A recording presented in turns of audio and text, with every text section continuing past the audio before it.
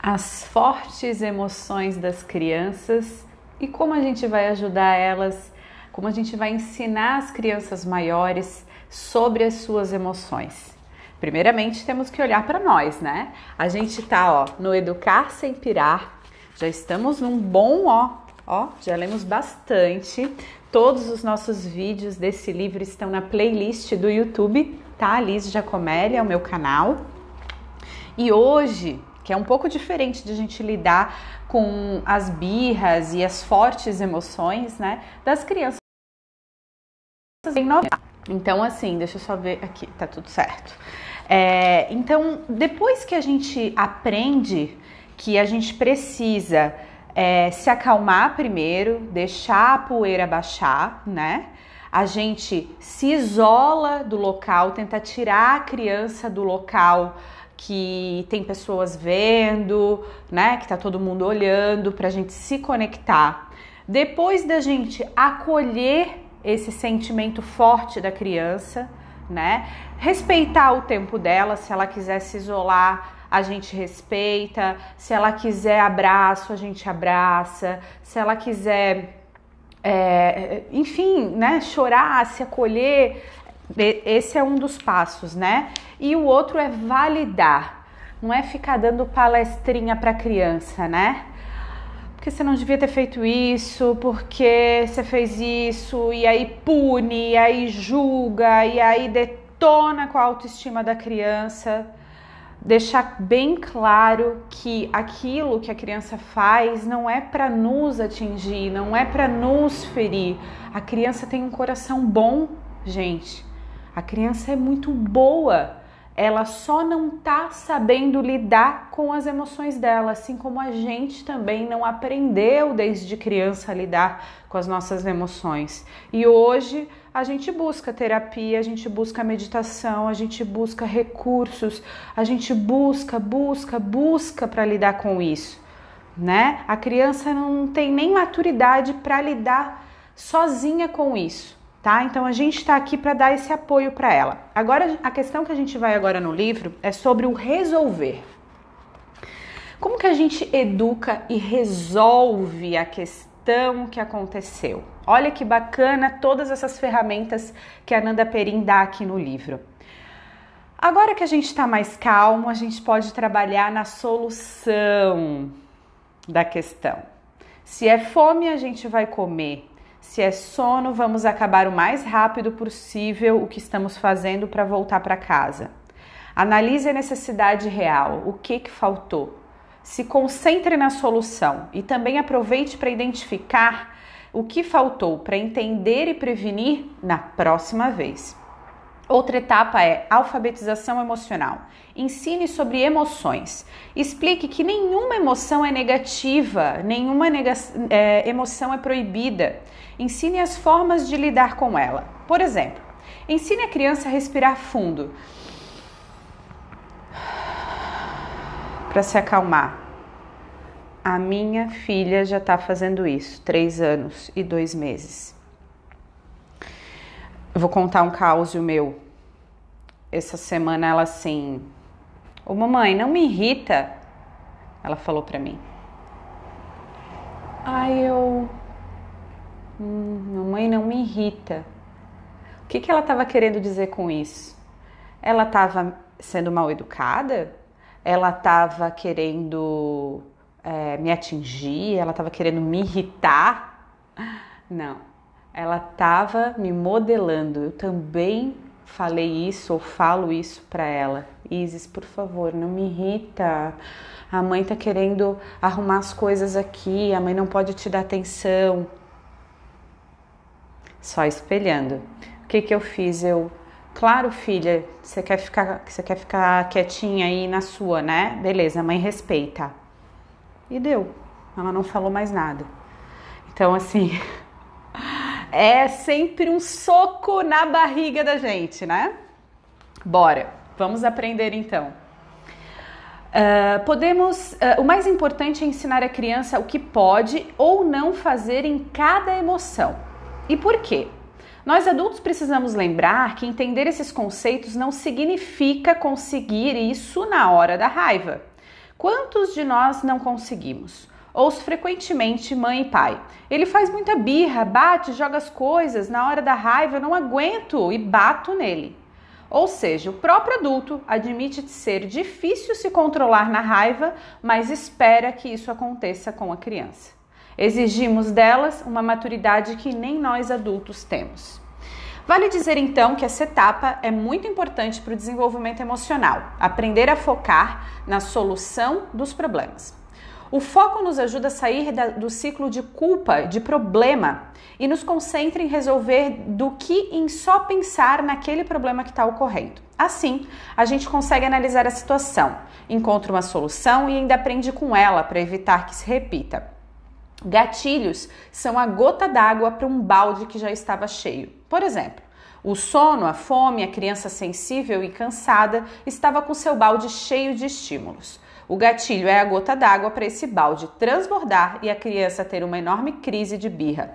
Esses gatilhos podem ser emocionais, como o gatilho da rejeição, do abandono, ou gatilhos de momento, como ver um biscoito que ela não pode comer quando ela está com fome. No primeiro, ao se sentir rejeitado ou abandonado, o corpo da criança sente muito medo. Esse corpo, que é evolutivamente preparado para buscar atenção e cuidados, agora está em estado de alerta. Começa então a liberar adrenalina, noradrenalina, cortisol e temos uma criança estressada, uma criança sensível e explodindo ou se comportando de forma agitada. Um exemplo comum é o famoso rótulo de ciúme, que na verdade é a criança se sentindo abandonada ou rejeitada. Vamos falar disso mais pra frente, mas é importante notar como o gatilho não é o irmão ou a irmã que nasceu, mas sim como essa criança se sente em relação aos seus cuidadores. Outro tipo de gatilho é o de contexto, que são na verdade a água que enche o balde. O contexto mais amplo seria uma criança sem rotina, que passou a semana toda dormindo mal ou que está com saudades da mãe, que está viajando, por exemplo. Esse é um exemplo também de gatilho da minha filha nos últimos dias. Eu estou trabalhando muito, eu estou muito longe dela, ela está sentindo saudade, ela inclusive fala isso. Ai, mamãe, tô com tanta saudade de você, porque a gente conversa muito sobre sentimentos, né? O que é saudade? O que eu tô com medo, eu tô com nojo, eu tô triste, eu tô alegre, eu tô decepcionado, eu tô, sabe? Vários sentimentos, então ela expressa isso.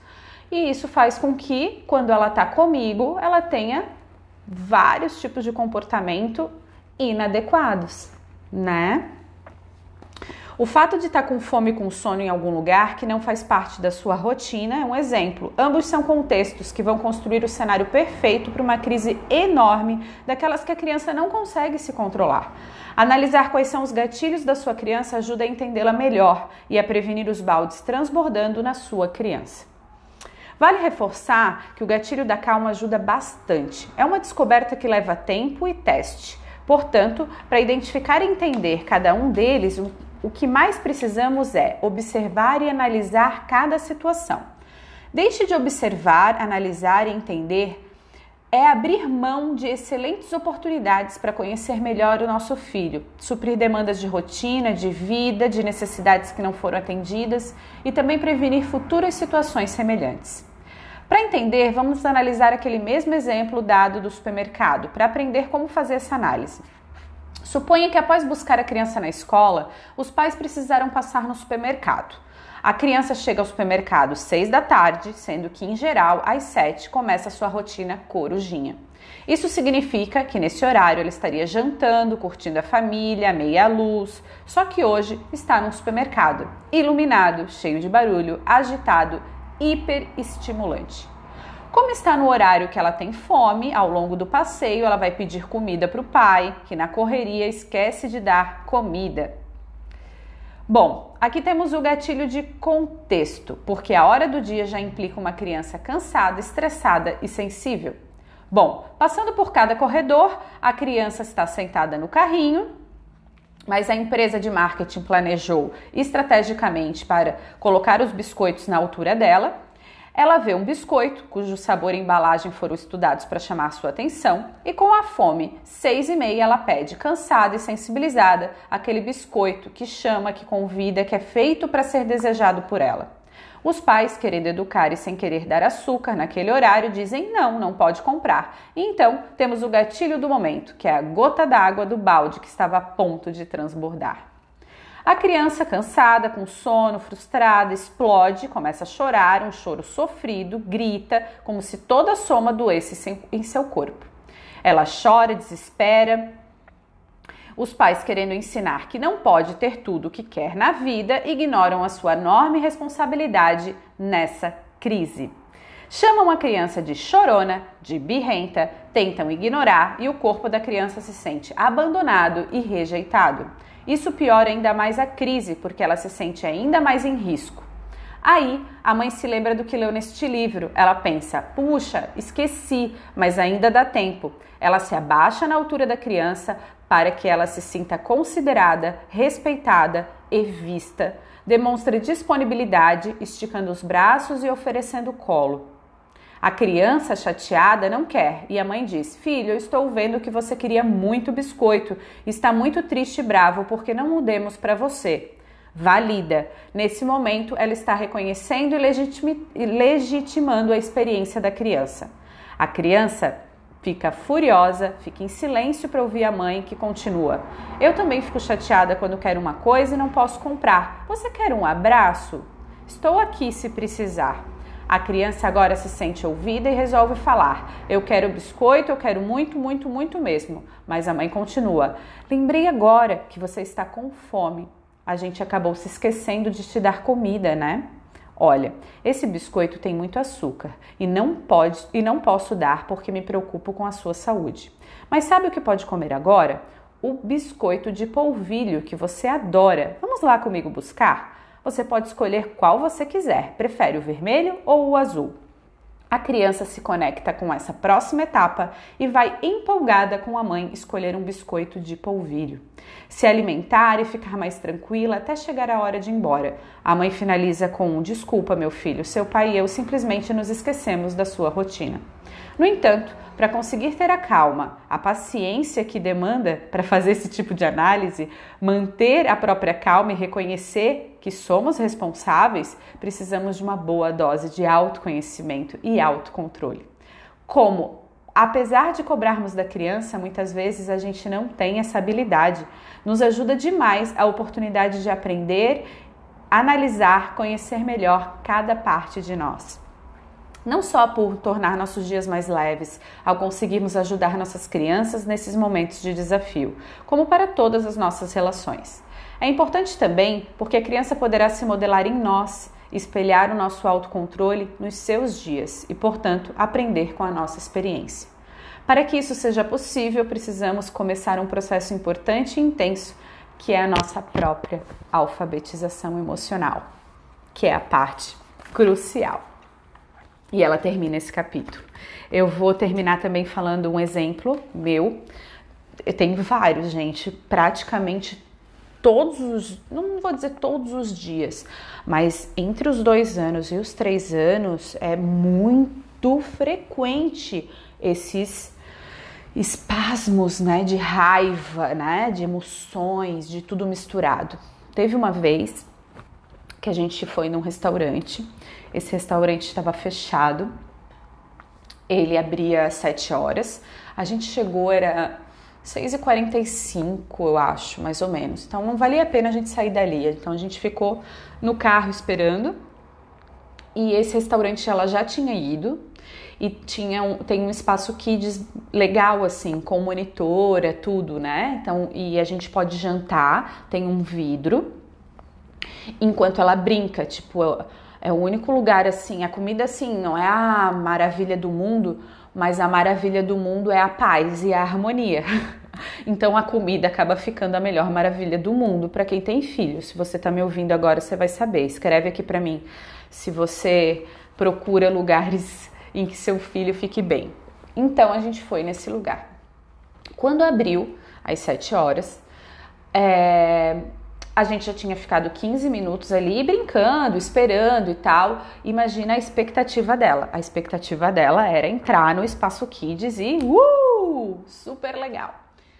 E o que aconteceu? Ela entrou no Espaço Kids, super legal. Mas, sei lá, 2, 3 minutos depois, a menina do espaço, a monitora, falou que ela precisava sair, porque ela precisava colocar um tapete ali para poder, enfim, não sei. Mas eu tava ali junto e eu escutei ela falar isso, pedi para minha filha sair e que era para esperar uns 5, 10 minutos. Gente, vocês não têm noção do que essa guria fez. Ela ficou simplesmente desesperada. Ela gritava, ela corria, ela esperneava, ela se jogou no chão, ela fez assim, ó, a cena como se tivesse acabado o mundo para ela. E por eu entender de criança, eu percebi porque ela estava assim, porque ela estava com uma super expectativa, porque ela já estava esperando e ela não tinha brincado nem um minuto. Então, para ela, é como se ela não fosse brincar nunca mais. Falar daqui a pouco para uma criança de 3 anos e 2 meses, daqui a pouco é nunca mais, entende? É quase isso. Ela não tinha 3 anos ainda, ela tinha 2 anos e, sei lá, 2 anos e meio. O que eu fiz, gente, para não entrar na dela? E confesso, quase entrei na dela, tá? Quase entrei na dela. Ela podia ter ficado ali brincando, gente, a questão não era essa. Dava para colocar o tapete e ela continuar ali brincando, de boa, sabe? Não precisaria ela sair daquele espaço. Mas o que eu posso fazer com relação à regra do lugar, né? Nada, né? O que eu posso fazer é com a minha filha. Então, tentei tirar ela dali, abaixei, segurei no colo, né? Tentei conversar e ela esperneando, desesperada, tá? Desesperada. Até a hora que a menina liberou. Ela não parou de fazer esse descontrole, ela não parou, ela continuou, assim, para ela foi muito extremo, né? Então, depois, quando tudo passou, eu expliquei para ela. Ela foi, brincou, tudo, porque criança é assim, né? Não guarda mágoa, principalmente nova, né? Já esquece, já vai brincar, já tá tudo certo, dependendo do temperamento, tá? O temperamento da minha filha esquece muito rápido, tem temperamentos que já guardam um pouco mais, né? Principalmente os introspectivos, da tristeza, né? Mas depois eu conversei com ela, ó, filha, a titia, né? Enfim, não sabia, a mamãe não sabia que não estava aberto ainda para entrar, né? Foi a regra que eles colocaram. Eu costumo falar muito sobre isso, sabe? Sobre a regra do espaço, quem é dono do lugar coloca a sua regra, e se a gente quer curtir o espaço, a gente tem que respeitar a regra daquele espaço, mesmo que a gente não concorde com ela, né? Na nossa casa, sim, a gente pode contestar as nossas regras, a gente pode rever, a gente pode, enfim, mas nos outros lugares, infelizmente, mesmo que não seja coerente, mesmo que a gente não concorde, né? A gente não tem muito o que fazer. E foi isso. Então, se eu não soubesse disso, e eu sou muito da raiva também, eu teria ido embora, certeza, daquele lugar, né? Eu teria saído, então já vamos embora, e já tinha acabado com tudo e tal, né? Então, assim, tudo que eu passo aqui pra vocês, e tudo que eu leio, e tudo que eu ensino aqui, na verdade, não é para evitar que aconteçam essas coisas. Não é para a gente ser perfeito, não é para a gente seguir uma vida linha, certinha. Não, a gente vai deslizar, a gente vai... Ixi, a vida é assim, né? Seria muito chato se fosse tudo muito certinho e metódico, né?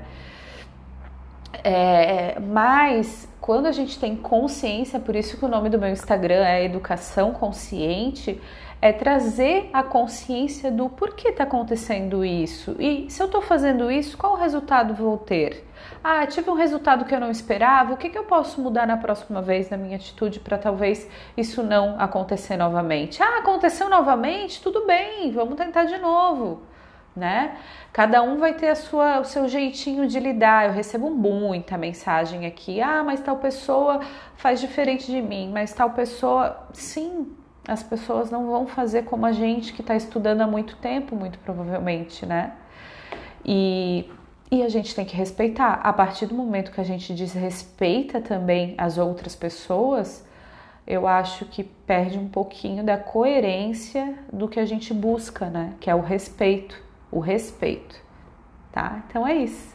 Muito obrigada. Eu sou a Elis Giacomelli, sou formada em Psicologia Positiva, Educação Viva e Consciente, Programação Neurolinguística, sou jornalista, trabalho com crianças há 22 anos e sou mamãe da Isis de 3 anos e 2 meses, que revolucionou aqui. Eu achava que eu entendia de criança.